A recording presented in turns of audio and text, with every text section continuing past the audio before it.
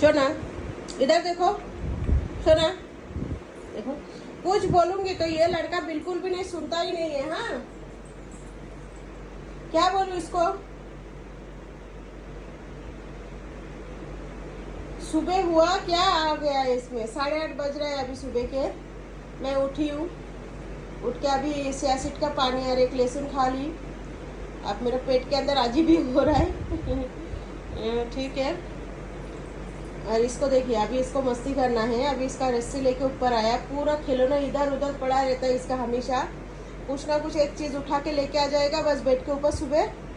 और इस सुबह के टाइम पे ही ज़्यादा करके बेड पे आएंगे। हैं जो मम्मी थोड़ा सा मेरे से प्यार करे, बस इतने ही के लिए वो ऊपर भाग के आएगा सुबह।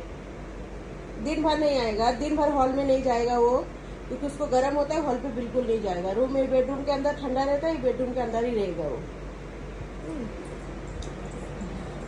अभी जो मैं इसको लेने जाऊँ तो भी वो भी नहीं देने वाला है।